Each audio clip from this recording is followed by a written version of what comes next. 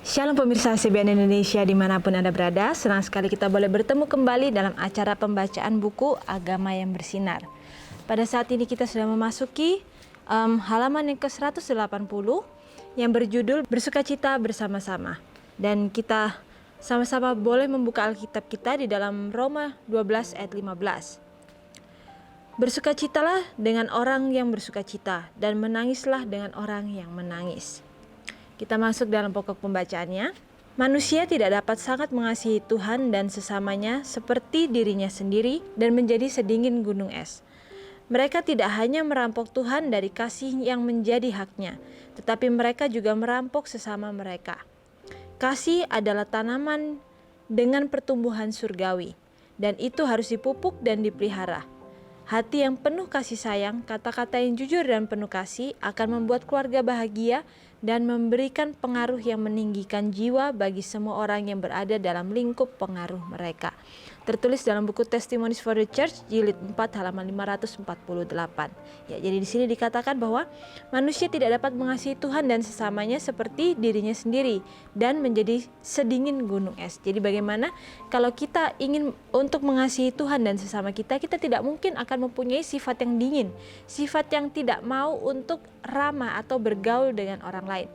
Dan di sini juga dikatakan bahwa orang yang mempunyai sifat yang dingin, yang tidak mau ramah terhadap orang lain, tidak mau menunjukkan kasih itu terhadap orang lain, dikatakan mereka tidak hanya merampok Tuhan dari kasih yang menjadi haknya, tetapi mereka juga merampok sesama mereka. Jadi bagaimana di sini begitu dalam firman Tuhan memberitahukan kepada kita bahwa yang Tuhan inginkan dalam kehidupan kita adalah kita peduli terhadap sesama kita. Begitu pula dikatakan ketika kita mempunyai sifat yang dingin, kita tidak mau bergaul, kita tidak mau bersosialisasi terhadap orang lain. Mungkin karena kita merasa diri kita ini lebih baik daripada orang tersebut, kita harus ingat bahwa itu adalah sifat sombong yang ada dalam kehidupan kita yang harus kita singkirkan.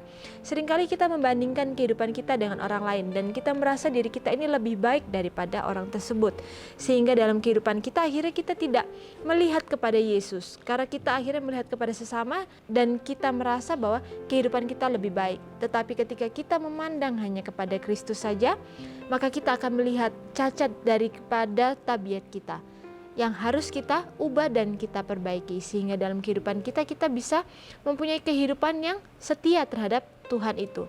Karena kita tahu bahwa dalam kehidupan Tuhan Yesus ketika ia berada di dunia ini, ia mempunyai sifat kasih, ia mempunyai sifat yang lemah lembut. Ia tidak pernah bersikap kasar atau murung di depan orang-orang. Jadi bagaimana itu adalah contoh yang ia berikan dalam kehidupannya ketika ia berada di dunia ini.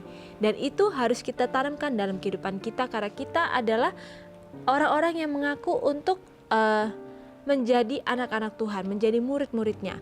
Kita yang mengaku orang-orang Kristen, hendaklah kita melakukan hal tersebut dalam kehidupan kita. Sehingga dalam kehidupan kita itu kita boleh menjadi berkat bagi orang-orang yang ada di lingkungan sekitar kita.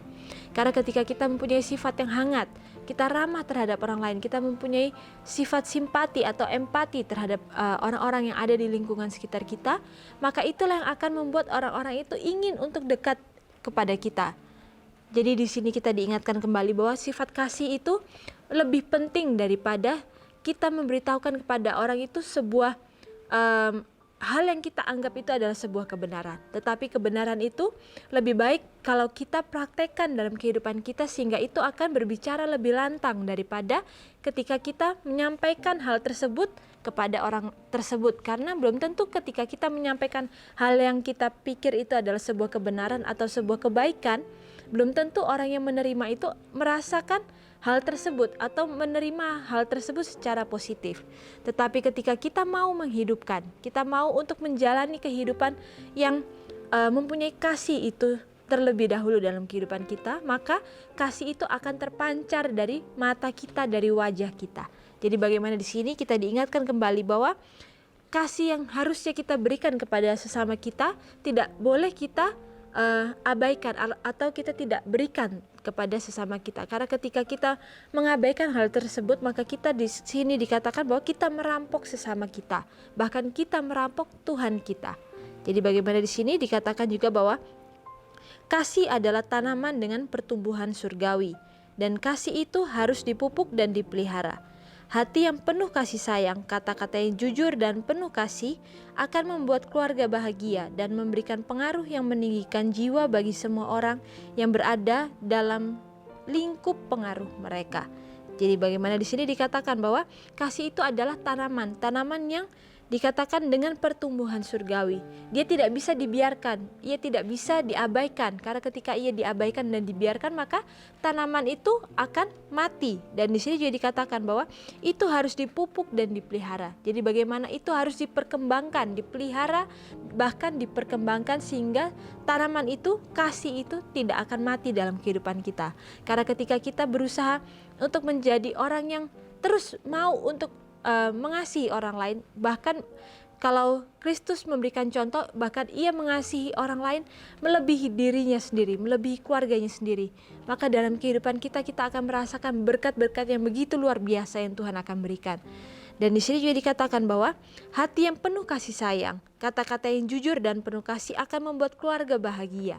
Jadi bagaimana keluarga yang bahagia, yang mempunyai suasana surgawi itu dikatakan adalah keluarga yang mempunyai hati yang penyayang, yang kata-katanya itu adalah penuh kasih, jujur, dan dikatakan dalam setiap kehidupannya itu mereka saling mengasihi. Jadi bagaimana kita bisa menghidupkan keluarga yang mempunyai sifat surgawi itu dalam kehidupan kita ketika kita mau untuk mempraktekkan hal-hal tersebut. Lalu juga di sini dikatakan keluarga yang mempunyai sifat surgawi itu dikatakan akan memberikan pengaruh yang meninggikan jiwa bagi semua orang yang berada dalam lingkup pengaruh mereka. Jadi bagaimana di sini dikatakan ketika keluarga itu sudah benar, sudah sesuai dengan apa yang Tuhan inginkan, maka mereka juga dikatakan akan menjadi berkat bagi lingkup yang ada dalam pengaruh kehidupan mereka. Lalu di sini juga dikatakan bahwa keteladanan Kristus yang luar biasa, kelemah lembutan yang tiada taranya, yang dengannya ia menyelami perasaan orang lain, menangis dengan mereka yang menangis, bergembira dengan orang yang bergembira. Hal ini tentu sangat mempengaruhi tabiat semua orang yang mau untuk mengikut Dia dengan tulus. Dan dengan kata-kata dan tindakan yang lemah lembut, mereka akan berusaha menjadikan jalan itu mudah bagi kaki yang letih. Jadi bagaimana di sini dikatakan bahwa keteladanan Kristus itu adalah keteladanan yang luar biasa. Dikatakan kelemah lembutan yang tiada taranya, yang dikatakan bisa menyelami perasaan orang lain, menangis dengan orang yang menangis. Bagaimana dalam kehidupannya ia mencontohkan kehidupan yang penuh simpati, yang mau untuk merasakan penderitaan orang lain. Dan di sini juga dikatakan bahwa hal ini sangat mempengaruhi tabiat semua orang yang mau mengikut Dia dengan tulus. Jadi bagaimana ketika kita mau menjadi pengikut-pengikut Kristus, kita mau menjadi orang-orang yang tulus hati mengikut Dia, maka kita pun akan mempraktekkan apa yang Yesus sudah teladankan dalam kehidupannya di dunia ini. Karena kita tahu bahwa kehidupannya di dunia ini adalah kehidupan dengan teladan yang sempurna. Dan teladan yang sempurna itu sebaiknya kita contoh dan kita praktekkan dalam kehidupan kita. Karena tidak ada contoh yang lebih sempurna daripada kehidupan Yesus itu sendiri. Lalu di sini juga dikatakan bahwa dengan kata-kata dan tindakan yang lemah lembut, mereka akan berusaha menjadikan jalan itu mudah bagi kaki yang letih. Jadi bagaimana kata-kata yang lemah lembut dan di sini juga tindakan yang lemah lembut itu akan menjadikan jalan kehidupan kita itu pun menjadi lebih mudah. Bahkan untuk orang-orang yang merasa mereka letih, mereka kelelahan, maka semangat itu dan kelemah lembutan kata-kata yang lemah lembut itu akan menjadi kekuatan bagi mereka. Lalu di sini juga dikatakan bahwa di sekitar kita terdapat jiwa-jiwa yang menderita. Di sana sini di mana-mana kita bisa menemukan mereka. Marilah kita mencari orang-orang yang menderita ini dan mengucapkan sepatah kata yang sesuai untuk menghibur hati mereka. Biarlah kita senantiasa menjadi saluran yang melaluinya mengalir air belas kasihan yang menyegarkan. Tertulis dalam buku Hidup yang Terbaik halaman 137. Jadi bagaimana kita tahu bahwa di sekitar kita ini banyak jiwa yang menderita, banyak jiwa yang berputus asa karena mereka belum mengenal siapa Bapa kita yang penuh kasih itu. Tetapi itulah bagian kita. Bagaimana kita mau untuk menyampaikan kasih daripada Bapa kita yang ada di surga itu dalam kehidupan mereka yang belum mengenal siapa Tuhan kita itu. Jadi di sini kita diingatkan kembali bahwa kita ini mempunyai sebuah visi dan misi yang sangat besar. Bahwa kita mempunyai suatu beban yang harus kita ingat dalam kehidupan kita. Beban itu bukanlah sebuah hal yang negatif, tetapi itu adalah sebuah kesempatan yang sangat luar biasa yang Tuhan berikan dalam kehidupan kita, supaya kita boleh menjadi berkat bagi orang lain, supaya kita mau memikirkan keselamatan daripada orang lain. Dan di sini juga dikatakan bahwa di mana-mana kita bisa menemukan mereka. Marilah kita mau mencari orang-orang yang menderita ini, mengucapkan sepatah kata yang sesuai untuk menghibur hati mereka. Jadi begitu indah firman Tuhan kembali mengingatkan kepada kita bahwa ketika kita menemukan orang-orang yang menderita ini, dikatakan kita harus mengucapkan sepatah kata yang bisa menghibur mereka, yang bisa memberikan semangat dan kekuatan bagi kehidupan mereka. Jadi bagaimana di sini kita diingatkan supaya dalam kita bergaul kita harus mempunyai visi dan misi yang bergantung kepada surga itu sendiri. Jadi dalam kehidupan kita boleh menjadi berkat bagi orang-orang yang ada di lingkungan sekitar kita.